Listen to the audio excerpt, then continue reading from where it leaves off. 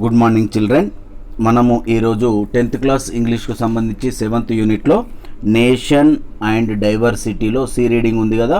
Nation and డైవర్సిటీలో మనము unity in diversity in ఇండియాకు సంబంధించి 2వ పీరియడ్ టాపిక్ ఈరోజు మనం చెప్పుకుందాం. మనము నిన్నటి క్లాస్ లోపట the best proof lies in the fact that Indian history has quickened into life. ఇది భారతీయ చరిత్ర ఏదైతే ఉందో అది మన యొక్క జీవితాల్లోకి ఈజీగా చొచ్చుకుపోతుంది అని మనము ఇంతవరకు నిన్న చెప్పుకున్నాం. ఈరోజు మనము 2వ పీరియడ్ టాపిక్ చెప్పుకుందాం. అయితే టాపిక్లోకి వెళ్ళే ముందు మీకు ఒక విజ్ఞప్తి చేస్తున్నాను. మీరు ఇదివరకు కనుక నా యొక్క ఛానల్ను సబ్స్క్రైబ్ చేసుకోనట్లయితే వెంటనే మీరు మీ ఇంటి బడి అని కింద కనబడుతుంది కదా, మీరు వీడియో చూస్తున్నప్పుడు దాని పక్కకు రెడ్ కలర్లో సబ్స్క్రైబ్ అనే పదం కనబడుతుంది, దాన్ని నొక్కండి. నొక్కగానే వెంటనే బెల్ గుర్తు వస్తుంది. ఆ బెల్ గుర్తును నొక్కి తర్వాత వచ్చిన ఆప్షన్లో ఆల్ నొక్కినట్లయితే నేను పెట్టే ప్రతి వీడియో అనేది మీకు నేరుగా యూట్యూబ్ ఓపెన్ చేయగానే కనబడుతుంది. మరియు మీరు యూట్యూబ్ ఓపెన్ చేసిన తర్వాత కింద మీకు దిగువ భాగంలో సబ్స్క్రిప్షన్ అనే ఆప్షన్ ఉంటుంది. ఆ ఆప్షన్ నొక్కినట్లయితే పైన నా యొక్క మీ ఇంటి బడి యొక్క ఐకాన్, నా ఫోటో కనబడుతుంది. దాన్ని నొక్కినట్లయితే నేను పెట్టిన ప్రతి వీడియో కూడా మీరు అన్నీ చూడవచ్చు. ఇక టాపిక్లోకి వెళ్దాం. మనము నిన్న the best proof lies in the fact that Indian history has quickened into life అని ఇంతవరకు మనం చెప్పుకున్నాం కదా. ఈరోజు 2వ period topic India has many races.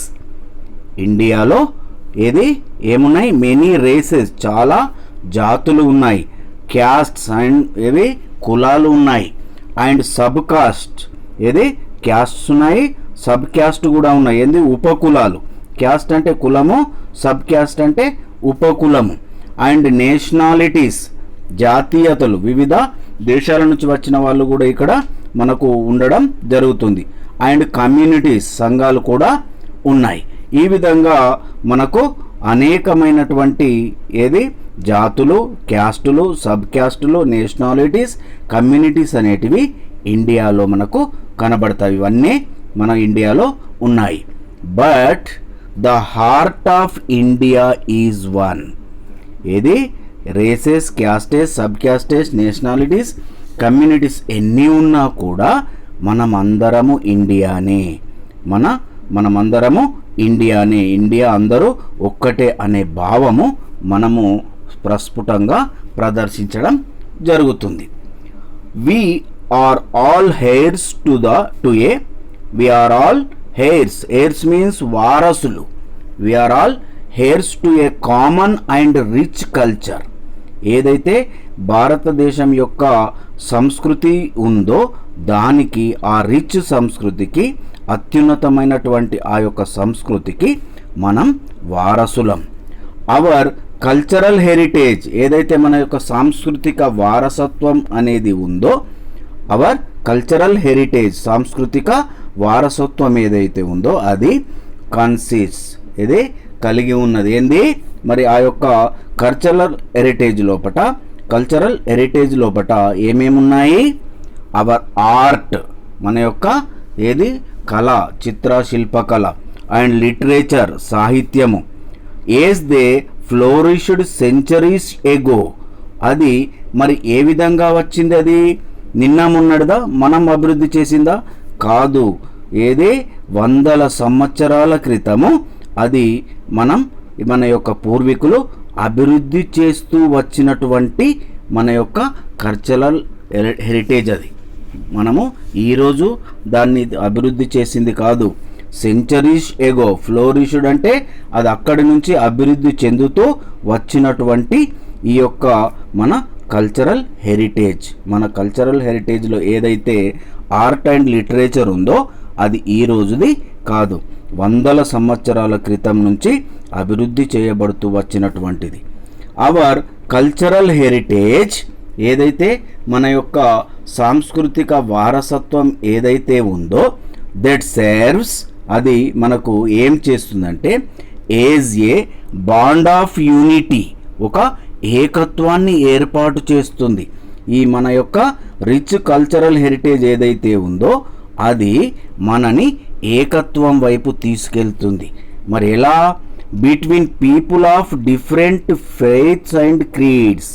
ఏదైతే ఈ యొక్క భారతదేశంలో భిన్నమైనటువంటి మత విశ్వాసాలు కలిగిన వారు జీవిస్తున్నారు కదా, వాళ్ళ మధ్యన మన యొక్క కల్చరల్ హెరిటేజ్ అనేది ఒక యూనిటీ బాండ్ను ఏర్పాటు చేస్తుంది. అంటే మన యొక్క భారతీయ ఏకత్వానికి మన యొక్క రిచ్ కల్చరల్ హెరిటేజే ప్రధాన కారణం. The streams of different cultures. The streams of different cultures. ఏదైతే భిన్నమైనటువంటి ఈ యొక్క సంస్కృతుల ప్రవాహం అనేది have floored into hour sub continent. మన యొక్క భారత ఉపఖండంలోకి విభిన్నమైనటువంటి సంస్కృతుల ప్రవాహం అనేది వచ్చింది. అంటే వివిధ దేశాల నుంచి వివిధ సంస్కృతులు అనేటివి వాళ్ళ ద్వారా మన భారతదేశానికి వచ్చి ఇక్కడ అవి ఉన్నాయి. టు మేక్ అస్, మనని తయారు చేయడానికి. ఏది మరి తయారు చేయడానికి ఏమొచ్చింది ఇక్కడ? The streams of different cultures have floored. ఏదైతే ఫ్లోర్డ్, ఏది the streams of different cultures, ప్రపంచంలో ఉన్నటువంటి వివిధ సంస్కృతికి చెందినటువంటి వ్యక్తులు, ప్రజలు మన భారతదేశానికి వచ్చారు. వాళ్ళు ఆ వచ్చినటువంటి సంస్కృతి, వాళ్ళు తెచ్చినటువంటి సంస్కృతి, మన దగ్గర ఉన్నటువంటి సంస్కృతి, ఇదంతా కలిసి ఏం చేసింది? ఈ ఇండియన్ కాంటినెంట్లోకి వచ్చిన తర్వాత to make us what we are. ఏది? మనం ఎలాంటి వారము, మనము ఎలాంటి వారము, మనం ఏమిటి, and what we will be, మనం ఎలా ఉండాలి, ఎలా ఉంటాము అనే విధంగా ఈ యొక్క సంస్కృతుల ప్రవాహం అనేది మనను తయారు చేసింది. మనం ఏమిటి, మనం ఎలా ఉంటాము అనే, మనం ఎలా ఉండాలో ఆ విధంగా ఆ యొక్క సంస్కృతుల ప్రవాహం అనేది మన యొక్క భారతీయులను తయారు చేసింది. There were Dravidians in India. భారతదేశంలో ద్రవిడులు, మనము ఏది హరప్ప, మొహంజదారో, సింధు నాగరికత సమయం లోపట మన భారతదేశంలో ఉన్నది కేవలం ద్రవిడియన్స్ మాత్రమే. ఆ తర్వాత ఏమైంది? Before the coming of the Aryans. ఆర్యులు భారతదేశానికి రాక పూర్వము భారతదేశంలో ద్రావిడ నాగరికత, ఏది సింధు, హరప్ప, మొహంజదారో నాగరికతలు చాలా గొప్పగా ఉండేవి. ఆ తర్వాత ఆర్యులు హిమాలయాల నుంచి మెల్లగా భారతదేశంలోకి అడుగుపెట్టి రామాయణ మహాభారత కాలంలోకి వచ్చేసరికి దక్షిణ భారతదేశం వైపు వాళ్ళ యొక్క ప్రయాణం అనేది జరిగింది. ఈ విధంగా ద్రవిడులు, ఆర్యన్లు కలిసిపోయిన తర్వాత ఆ తర్వాతి కాలంలో చాలా సంస్కృతులు భారతదేశానికి వచ్చాయి. So there were Dravidians in India. మొదట ద్రవిడియన్స్ ఉండేవారు. ఎప్పుడు? Before the coming of the Aryans. ఆర్యులు భారతదేశానికి రాకంటే ముందు భారతదేశంలో ద్రవిడ సంస్కృతి అనేది ఉండేది. సో ఈ యొక్క ద్రవిడ సంస్కృతి రాను రాను ఏది ఈ యొక్క ఆర్యన్ యొక్క సంస్కృతితో కలిసిపోవడం జరిగింది. అయితే ద హిందూయిజం, ఏదైతే భారతదేశంలో ఉన్నటువంటి హిందూయిజం ఉందో, is a blend of the cultures of the north and south. భారతదేశంలో ఉన్నటువంటి ఉత్తర భారతదేశం కానీ దక్షిణ భారతదేశం కానీ ఏ ఒక్క ప్రాంతంలో మాత్రమే హిందూయిజం ఉన్నదనడానికి లేదు. ఇది ఈ యొక్క ఏది ఉత్తర మరియు దక్షిణ భారతదేశంల యొక్క సంస్కృతుల సమ్మేళనమే హిందూయిజం. ఈ ఉత్తర దక్షిణ భారతదేశంల యొక్క సమ్మేళనమే Hinduism. So India has 150 dialects. India has 150 dialects, means మాండలికాలు. అంటే మాండలికాలు అంటే ఏంది? ఒకే భాషకు సంబంధించి వివిధ భాషోచ్చరణలు ఏవైతే ఉంటాయో, ఉదాహరణకు మనము తెలుగు మాట్లాడే వాళ్ళం ఒక లాంగ్వేజ్ అయితే, దీనికి సంబంధించి మనకు ఆంధ్ర, కృష్ణా డిస్టిక్, తెలంగాణ అందరూ కూడా మాట్లాడేటప్పుడు ఆ యొక్క ఉచ్చారణ విధానము, మాట విధానం అనేది డిఫరెంట్గా ఉంటుంది. అటువంటి డైలెక్ట్స్ మనకు ఇండియాలో 150 ఉన్నాయి. అంటే ఒకే భాషను భిన్నంగా ఉచ్చరించేటటువంటి విధానాలు ఉన్నాయి. అండ్ 22 రికగ్నైజ్డ్ రీజనల్ లాంగ్వేజెస్, ఏది భారత ప్రభుత్వం ఆమోదించినటువంటి గుర్తించినటువంటి 22 భాషలు ఉన్నాయి. బట్ కానీ ఏది ఈ యొక్క 150 dialects and 22 recognised regional languages, భారత ప్రభుత్వం గుర్తించినటువంటి 22 భాషలు ఉన్నప్పటికీ కూడా కానీ హిందీ అనేది లైక్ ఇంగ్లీష్ మాదిరి has come to stay as the lingua franca of our nation. మన యొక్క భారతదేశానికి సంబంధించి ఇంగ్లీష్ ఏ విధంగా అయితే ఇంటర్నేషనల్ లాంగ్వేజ్గా ఉందో ఆ విధంగానే హిందీ కూడా ఏది లింగ్వా ఫ్రాంక్వా అంటే ఏంది లింక్ లాంగ్వేజ్ అనుసంధాన భాష. అంటే దాదాపు మన భారతదేశంలో ఎక్కడికి వెళ్ళినా మనకు కొంతవరకు హిందీ మాట్లాడేవారు ఎక్కువగా కనబడతారు. కాబట్టి హిందీని లింగ్వా ఫ్రాంక్వా అంటే ఒక లింక్ లాంగ్వేజ్గా గుర్తించడం జరిగింది. భారతదేశ లింగ్వా ఫ్రాంక్వా అంటే లింక్ లాంగ్వేజ్ ఏంది Hindi. So from Kashmir to Kanyakumari, Kashmir నుంచి కన్యాకుమారి వరకు, and from Mumbai to Nagaland, Mumbai నుంచి నాగాల్యాండ్ వరకు Hindi is now understood, Hindi అర్థం చేసుకుంటారు. అంటే దట్ మీన్స్ ఏంది భారతదేశం అంతటా హిందీ భాషను అర్థం చేసుకుంటారు. And that's why the Hindi is recognised as the national language of India. ఇది భారతదేశానికి సంబంధించిన జాతీయ భాషగా మనము హిందీని గుర్తించడం జరిగింది. ఎందుకు గుర్తించామన్నది మీకు ఇక్కడ ఆల్రెడీ తెలిసిపోయింది. ఏంది from Kashmir to Kanyakumari, from Mumbai to Nagaland, Hindi is now understood. That's why the Hindi is recognised as the national language of India. India has a rich cultural heritage. మనం ఇంతకు ముందే చెప్పుకున్నాం, భారతదేశం అనేది చాలా అత్యున్నతమైనటువంటి ఏది కల్చరల్ హెరిటేజ్ సాంస్కృతిక వారసత్వాన్ని కలిగి ఉన్నది. అది పూర్వం నుంచే మనకు వచ్చేసింది, పూర్వీకుల నుంచి. వీఆర్ ఇన్హెరిటర్స్, మనము ఆ యొక్క సంస్కృతికి వారసులం. We are inheritors of several grand treasures, ఏది గొప్ప ధనాగారం. ధనాగారం అంటే ఇక్కడ ఏ ధనాగారము? In the fields of music విషయంలో కానీ, ఫైన్ ఆర్ట్స్ ఏది శిల్ప మరియు చిత్రకళలకు సంబంధించి కానీ, డ్యాన్స్ నృత్యం, డ్రామా అండ్ థియేటర్ ఏదైతే నాట్యరంగం ఉందో దానికి కానీ, అండ్ స్కల్ప్చర్ ఏది విగ్రహాలకు సంబంధించిన సంస్కృతికి సంబంధించి చాలా గొప్ప సంపద అనేది మన భారతదేశంలో ఉంది. ఆ గొప్ప సంపదకు మనం వారసులం. అవర్ సేజెస్, మన యొక్క భారతదేశానికి చెందిన పూర్వ జ్ఞానులు అండ్ సీర్స్, మన యొక్క భవిష్యత్తును చెప్పేటటువంటి వాళ్ళు, have left behind a tradition of fealty. వాళ్ళు చాలా కష్టపడి ఏది గొప్పగా కనిపెట్టినటువంటి చాలా విషయాలను మన కోసం గ్రంథస్థం చేసి మన కోసం వదిలి వెళ్ళారు. ఏంటది? ఫెయిటీ మీన్స్ విశ్వాసము, ఫైనాన్స్ ప్రాయశ్చిత్తము, స్పిరిచువల్ గ్రేట్నెస్ ఆధ్యాత్మికత, అండ్ కాంటెస్ట్ ఆఫ్ పేషన్ కోరికలను మనము అదుపులో పెట్టుకొని వాటిని జయించడము.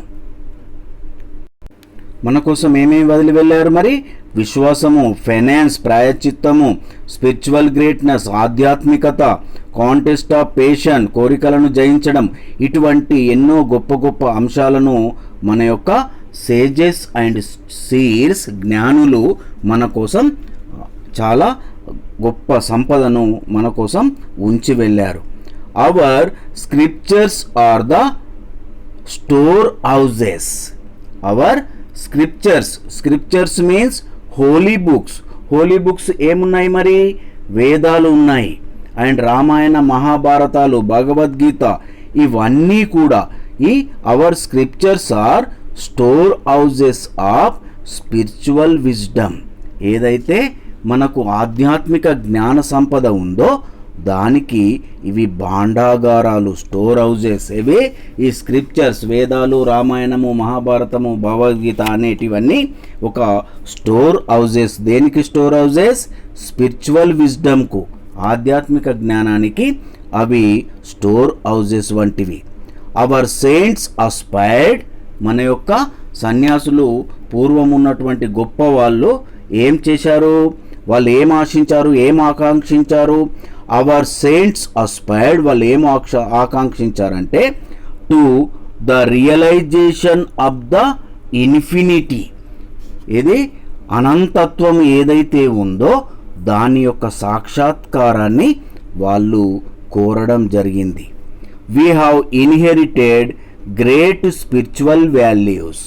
ఇది మనము జన్మతహానే, పుట్టుకతోటే, ఎందుకంటే మనకంటే ముందే మన యొక్క సేజెస్, సీర్స్, సెయింట్స్ చాలా గొప్ప సంపదను మనకు అందించి వెళ్ళారు. కాబట్టి ఏదైతే మనం జన్మతహానే మనం అందరము ఏం కలిగి ఉన్నాం? మరి గ్రేట్ స్పిరిచువల్ వాల్యూస్, చాలా ఆధ్యాత్మిక భక్తి విలువలను కలిగి ఉన్నాము. దట్ ఆర్ కాంట్రాస్టెడ్, అవి ఏ విధంగా విరుద్ధంగా ఉన్నాయి మరి? ఎవరికి? With which the materialistic progress of the west. ఇది western countries. Materialistic progress of the west అంటే ఏంది? వెస్టర్న్ కంట్రీస్లో ఉన్నటువంటి భౌతికపరమైనటువంటి ఫిజికల్ డెవలప్మెంట్ ఏదైతే ఉందో దానికంటే మనది మహోన్నతమైనది, దానికంటే చాలా గొప్పది.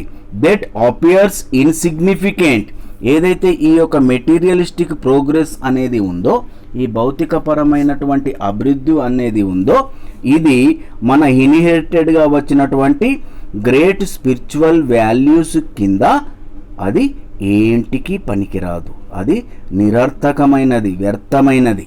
మన యొక్క స్పిరిచువల్ వాల్యూస్ కింద ఆ వెస్టర్న్ కంట్రీస్లో ఉన్నటువంటి మెటీరియలిస్టిక్ ప్రోగ్రెస్ ఏదైతే ఉందో అది ఇన్సిగ్నిఫికెంట్, అది వ్యర్థమైంది, నిరర్థకమైంది. మనదే చాలా గొప్పదైనటువంటి great spiritual values. The West has to learn a lot from India. The West means ఏంది? The Western countries, ఏవైతే పాశ్చాత్య దేశాలు ఉన్నాయో, పశ్చిమ దేశాలు ఉన్నాయో అవి ఇండియా నుండి చాలా నేర్చుకోవాల్సి ఉంది. The West has to learn a lot from India and it has now been realized when people in the United States and Europe are turning to the Indian way of life. ఇది మనము వాస్తవం తెలుసుకోవాల్సిన అవసరం ఇక్కడ ఉంది. ఏందది? It has now been realised, ఇది రుజువైంది. ఏమైంది? When people in the United States and Europe, ఏది యుఎస్ఏలో కానీ యూరోప్ ఖండంలో ఉన్నటువంటి ప్రజలందరూ కూడా ఏమవుతున్నారు? Are turning to the Indian way of life, భారతీయ జీవిత విధానాన్ని అనుసరిస్తున్నారు. ఏదే భారత జీవిత విధానం ఏ విధంగా అయితే ఉంటుందో ఆ వైపు ప్రయాణిస్తున్నారు, ఆ విధంగా జీవించడానికి ప్రయత్నాలు చేస్తున్నారు. అది మనకు క్లియర్గా కనబడుతుంది. అంత గొప్పదైనటువంటిది మన యొక్క భారతీయ జీవన విధానం. ఇండియన్ యోగీస్ అండ్ మహర్షిస్, భారతదేశానికి చెందినటువంటి గొప్ప గొప్ప యోగులు మరియు మహర్షులు ఎవరైతే ఉన్నారో, అండ్ మ్యూజిషియన్స్, మంచి సంగీత కళాకారులు, వివిధ రాజుల పోషణలో మంచి మంచి గొప్ప గొప్ప సంగీత కళాకారులు, అండ్ స్పిరిచువల్ లీడర్స్, ఆధ్యాత్మికమైనటువంటి ఏదైతే వాదులు ఉన్నారో ఆధ్యాత్మిక వాదులు, వాళ్ళందరూ కూడా హ్యావ్ ఆల్ అట్రాక్టెడ్, వీళ్ళందరూ అట్రాక్ట్ చేయబడ్డారు. ఎవరిని? దెమ్ అంటే ఎవరిక్కడ? ఏది? ద వెస్టర్న్ పీపుల్ని, యునైటెడ్ స్టేట్స్ యూరోప్ ఖండంలో ఉన్నటువంటి ఆ యొక్క పశ్చిమ దేశాల ప్రజలను వీళ్ళందరూ అట్రాక్ట్ చేశారు. ఎవరు అట్రాక్ట్ చేశారు? Indian yogis, maharishis, musicians and the spiritual leaders. Have all attracted them in a big way. వీళ్ళందరి యొక్క పద్ధతులు, వాళ్ళ జీవన విధానము, వాళ్ళు రాసిన బుక్స్ ఇవన్నీ చదివి ఆ యొక్క వెస్టర్న్ కంట్రీస్లో ఉన్నటువంటి ప్రజలందరూ చాలా గొప్పగా ప్రభావితం కావడం జరిగింది. ఏ సిగ్నిఫికెంట్ మూవ్, ఒక భావాత్మకమైనటువంటి కదలిక కూడా ఇక్కడ జరిగింది. A significant move to project, ఏది ప్రదర్శించుటకు, చూచుటకు మనకు కనబడుతుంది. ఏంది? ఇండియన్స్ కల్చరల్ యూనిటీ, భారతీయ సాంస్కృతిక ఏకత్వం ఏదైతే ఉందో అది has been the holding of the festivals of India. అది మనకు భారతీయ ఏది పండుగలు, ఫెస్టివల్స్ జరుపుకుంటాం కదా, ఆ టైం లోపట మన యొక్క కల్చరల్ యూనిటీ అనేది క్లియర్గా కనబడుతుంది.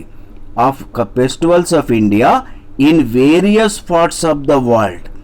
ఏదైతే మన యొక్క ఇండియన్ కల్చరల్ యూనిటీ ఉందో, మనం ఫెస్టివల్స్లో జరుపుకుంటున్నామో అది మనకు ఏ విధంగా కనబడుతుంది ప్రపంచం లోపట? ఏది? In various parts of the world. అంటే భారతదేశంలో ఉన్నటువంటి ప్రజలు ఏదైతే కల్చరల్ యూనిటీ పాటిస్తూ జరుపుకునే పండుగలన్నింటినీ కూడా మనము ప్రపంచంలోని వివిధ దేశాలు జరుపుకునే సందర్భాలను మనం చూడవచ్చు.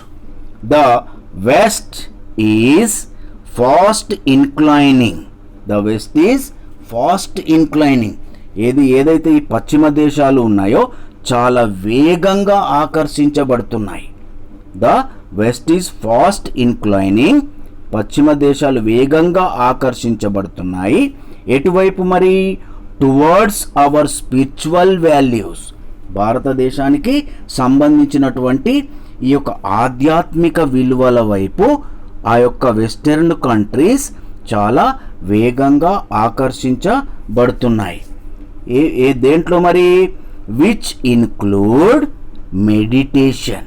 ఏదైతే మనము ఏకాగ్రత పర్పస్లో మెడిటేషన్ చేస్తాం కదా, అది భారతీయ జీవన విధానంలో వన్ ఆఫ్ ద పార్ట్ ఈ మెడిటేషన్ వైపు. అండ్ కాంటెంప్లేషన్ అంటే ధ్యానోపదేశము, ధ్యానంకు సంబంధించినటువంటి అంశము. అండ్ చారిటీ, ఏది భారతదేశంలో కనిపించేటువంటి దయా ధర్మము అనే విధానము. అండ్ లవ్, ఏది ప్రేమ, ఒకరిపై ఒకరికి అభిమానం ఉండే విధానము. ఇది కాంటెంప్లేషన్ అంటే ఏంది? కాంటెంప్లేషన్ ఏది? ధ్యానోపదేశం, ధ్యానంకు సంబంధించి మనము చేసే పద్ధతులు. చారిటీ, ధర్మము. అండ్ లవ్, ప్రేమ, ఔదార్యము.